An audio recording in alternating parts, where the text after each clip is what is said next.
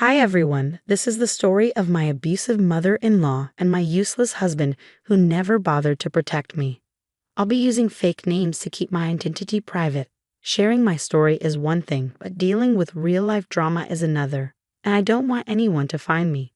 So let's say my name is Peyton, my husband is Grant, and my mother-in-law is Joanne.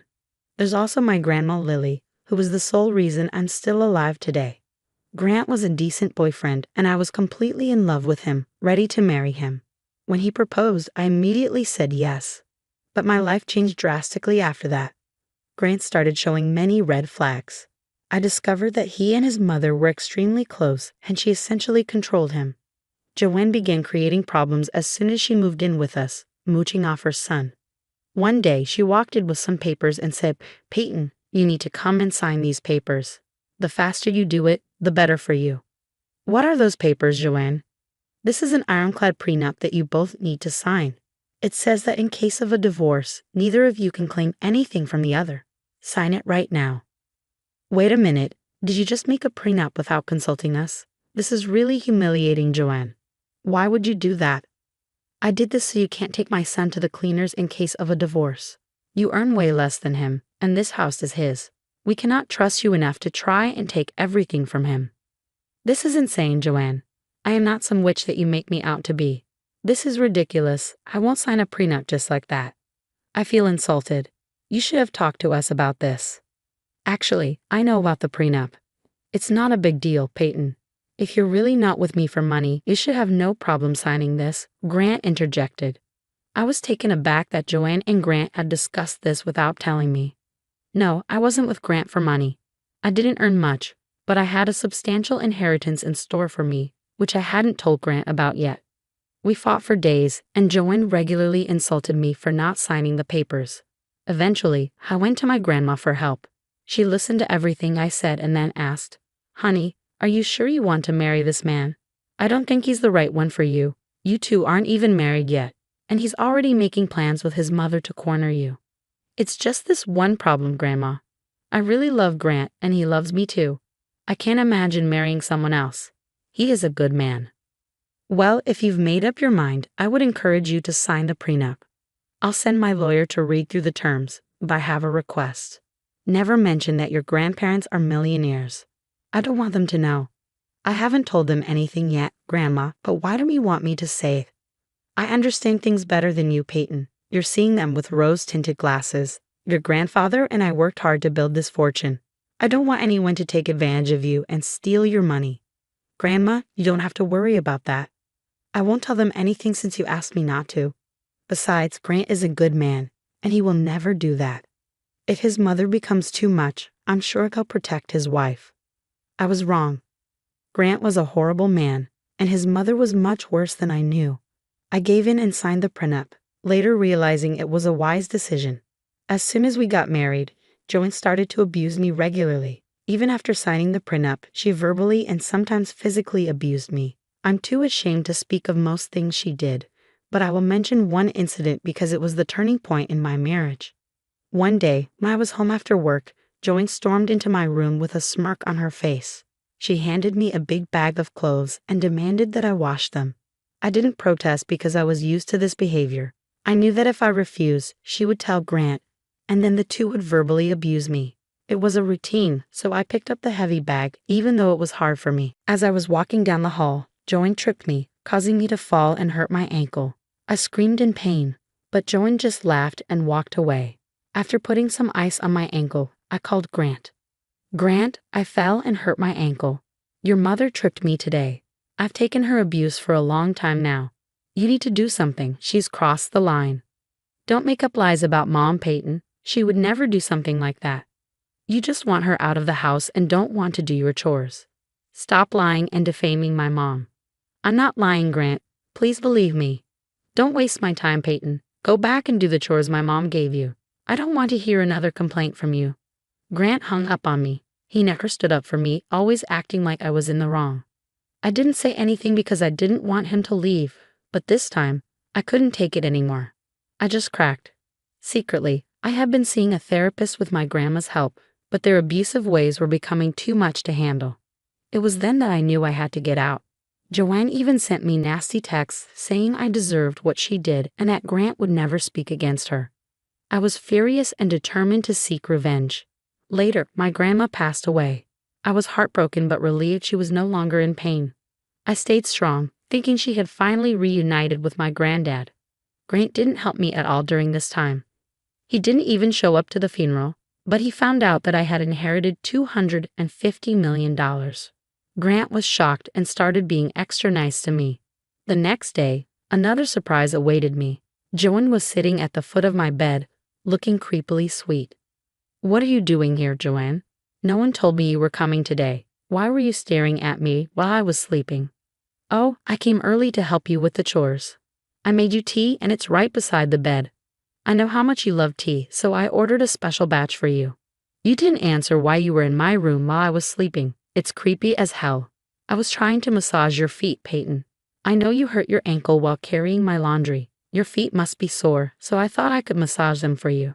You literally tripped me that day, Joanne. How dare you show up and try to massage my feet? Don't you have any shame? Come on, don't be so dramatic. It was an honest mistake. I didn't know you'd fall or that the load was so heavy. I already massaged your foot to make up for it, didn't I? You think massaging my foot will make up for all the abuse? You're insane, Joanne. Get out of my room. I don't want to see your face right now. All right, I'll be in the kitchen making you breakfast. You don't have to worry about anything. I'll take care of it and make sure Grant has everything he needs. You take your time and freshen up." Joanne said that sweetly and left with a skip in her step. Her sudden change in attitude made my head spin. Even lying down, I felt like she had breached my privacy and was acting like a lunatic. Money can make people do crazy things, and Joanne was proof of that. Grant must have told her about my inheritance, prompting her visit and this sudden change of heart. But neither Grant nor Joanne knew that they wouldn't get their hands on my fortune. I had made sure of that. I got out of bed and dressed in my best clothes. It was my day of revenge, and I wanted to look my best. My therapy had been working well, and I finally had the confidence to stand up for myself. I went down to the kitchen with my bag, which held some important documents I needed to send out today. I guess you can tell what I was about to do. I found Grant and Joanne in the kitchen, looking very happy and whispering to each other. When they saw me, their smiles widened. Grant pulled out a chair for me while Joanne set about fixing me a plate. "Why did you make breakfast today? I could have done it myself. You didn't have to trouble yourself with it. Grant hates it when you do something in this house." "Nonsense, I'm happy to do this for you, Peyton. It's not a big deal," Joanne replied sweetly. "Yes, it's just breakfast. My mom can do this for you. You don't have to worry about any kind of work from now on. Once we sell the house and buy a mansion, I'll look for a housekeeper. Until then, my mother can handle all the chores. I'll help her out too. You think buying my medicines is a waste of money, but suddenly hiring a housekeeper is cheap for you? And how do you plan to buy a mansion? Been robbing banks lately? Don't be ridiculous. We have plenty of money now. You just got a huge inheritance from your grandmother," Grant said. Yes, Grant is right. Finally, we are millionaires. We don't have to worry about money anymore. Your inheritance will last us a lifetime. We can do whatever we want now, Joanne chimed in. Yeah, I've been thinking about quitting my job. I was getting burnt out anyway. Maybe we can take a vacation and have some fun, Grant added. I started to laugh loudly at what they said. I couldn't believe my ears. It had only been a day since I received my inheritance, and these two were already making plans, thinking I would just hand over the money and let them do whatever they wanted. One day of fake good behavior was supposed to wash away years of abuse from my husband and mother-in-law. Joanne and Grant looked uncomfortable with my laughter, trying to avoid my gaze. Maybe their own plan sounded ridiculous even to them, as they held on to the hope that I would magically forgive them. After laughing for a few seconds, I said, "My God, it's been one day since I got my inheritance, and look how drastically you've changed your tunes. Money does make a difference, doesn't it?" "Let's not dwell on the past now," Joan replied. "We had no idea you had such good luck coming your way. We would have treated you better if we knew." "Yeah, you shouldn't hide things from your husband and in-laws, Peyton. That was very sneaky of you.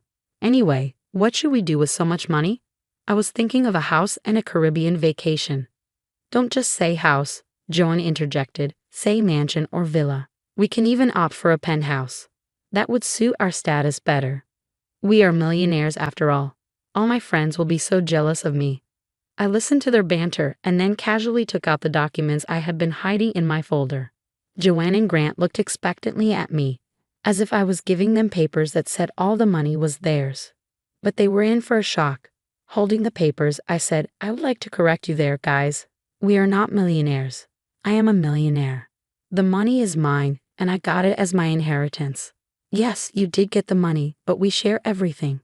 We are married after all. So you should be sharing your money with me, Grant said. Yes, and as your mother-in-law and only surviving family right now, you should share the money with me as well. We are family after all. You are my daughter as much as Grant is my son, Joanne added. It's ironic how I have suddenly become your daughter, Joanne. Until about yesterday, I was just the witch your son married. Anyway, you shouldn't get so carried away. We won't be family anymore, not that we were ever family. What do you mean, Peyton? I'm your mother-in-law, so I am family, Joanne insisted. How could you be my mother-in-law when I won't be married to your son anymore? If Grant loses his husband's title, you'll be less than nothing to me. What is the meaning of this, Peyton? Why won't I be your husband anymore? What is going on? Grant demanded. Well, I have filed for divorce. I did it the day after my grandma died. I won't be staying with you anymore. Grant, you're a terrible husband and don't deserve to be one, I said, throwing the divorce papers on the table. Grant and Joanne both read the papers to check if I was speaking the truth. When they finished, their eyes shot up in disbelief, and they exchanged worried glances. I guess they didn't think I was capable of filing for divorce. What is this, Peyton? Why have you filed for divorce? This doesn't make any sense, Grant stammered. Do you think I'm weak enough to be stuck in an abusive marriage for the rest of my life? Why are you surprised, Grant? I told you this was coming. I told you the very day Joanne tripped me. My God, why are you still stuck in the past? I have apologized for it, and it has happened already. I can't change that. You need to be a little forgiving. This is not a big enough problem to warrant a divorce. Mom has already made amends for that, Grant said. So Joanne, you confessed to tripping me, and all you do is tell me to get over it? Get this into your heads. I am divorcing you, and you won't get a cent of my inheritance. I can't believe I fell in love with such a vile man like you, Grant. I'm ashamed I tried my best to impress a monster like you, Joanne, but this abuse ends now. We are definitely getting a divorce, and we can do this the simple way or the difficult way. Suddenly, Grant and Joanne looked very pissed at me. They didn't like that I called them out on their behavior. They knew I was serious since I had already filed for divorce. It wasn't a threat to make them do what I wanted. It was a reality they had to face, especially since I now had a lot of money. What's the use of divorcing me, Peyton? You have more money than me because your inheritance is our marital asset. I'll get half of it anyway, Grant said. You might get half, but most of it will be spent on the lawyer. Did you forget about the prenup you and your mother forced me to sign? I'm sure my dear mother-in-law can remind you of it. She was adamant we sign it, I replied. It suddenly dawned on them that they had screwed themselves over. They had no idea I would become a millionaire. They wanted to protect themselves because they knew no sane woman would stay with them after their abuse. The prenup was a way for them to abuse people without consequences. But this time, they just played themselves. They dug their own graves. The prenup was a long time ago. I'll talk to a lawyer and find out what we can do. We won't let you walk away with all that money, Grant stammered. Yeah, you're doing this to threaten us. You can't do anything to us, Peyton. We will take your money and do what we please with it, Joanne added. So I take it that you will try and fight me in court? I asked. Oh, don't worry, Peyton. We will make this hard for you. You can't just decide on your own. I'll fight you in court. You can't get divorced without my signature. Remember that, Grant threatened. Really, Grant? So you will intentionally make the process difficult for me? Well, that's not an issue. I'm prepared for everything. I have some ammo of my own, I said. What do you mean, Peyton? Joanne asked. Joanne, remember how you confessed to tripping me and abusing me in texts? Well, I will use them to file a report to the cops. That would be fun, wouldn't it? I said. No, you won't do that. You can't do that to me. I'll delete all the texts, Joanne panicked. Don't worry, Joanne. I have all the texts saved and sent to some of my friends. Trust me, I'm perfectly capable of reporting you to the police. In fact, I can also show how Grant knew and didn't do anything to protect me. It'll be a downhill battle for you in divorce court, I said. Joanne and Grant immediately started to hound me with apologies. They forgot that I had the power to put Joanne in jail. They thought I had let go of the incident, but I was just biding my time, waiting for the right moment. Joanne and Grant were in deep trouble, unsure of what to do. I took the divorce papers with me and left the house. I would collect my things the next day. Grant and Joanne tried to stop me, saying, "Don't walk away from us, Peyton. Let's sit and have a conversation about it. We can deal with the situation like adults and not make any rash decisions." "Yeah, where will you go anyway?" "Let's talk about it," Grant added. "I'm moving into my grandmother's house. It has already been transferred to my name. I will be living there and waiting for Grant to decide on the divorce. I'm taking the papers with me so that you can't damage them and make me file again. As for my things, I've taken pictures of everything. Don't even think about damaging or getting rid of anything," I warned. Grant and Joanne went on trying to stop me, but I had already called a friend who was waiting for me outside. I got into her car and drove off. Grant and Joanne stood at the door, staring at us the whole time. After arriving at my new place, I contacted a moving company and booked them to bring my things from the house. In the months that followed, Grant and Joanne did their best to try and change my mind. I kept reminding them about going to the cops. Grant did talk to a lawyer who told him in no uncertain terms that the prenup was solid and he had no way out. After being threatened by me multiple times, Grant was forced to sign the divorce papers. He didn't want his mom in jail after all, and he knew I would never give him a chance again. Grant and Joanne are currently not talking to each other. Wondering why? Well, Grant did not take the divorce well and started to blame Joanne for causing problems between us. He was sure that Joanne was the reason he missed out on being a millionaire. After countless fights, he ended up kicking her out with nothing. Since Joanne lived off Grant's money, she was left homeless and without funds. Last I heard, Joanne was in a homeless women's shelter with no idea what to do with herself. I made sure to inform everyone about what horrible people Joanne and Grant are, so they have been isolated from others. No one really talks to them anymore. As for me, I'm enjoying my new life and casually watching the aftermath. I still live at my grandmother's place since it holds sentimental value to me. From my inheritance, I have donated some money to women's help centers and plan on doing more for them. The rest of the money has been invested and secured for my future family. I still work at my old job since I don't want to sit idle. Life is good so far, and I'm hopeful I will meet someone who deserves me.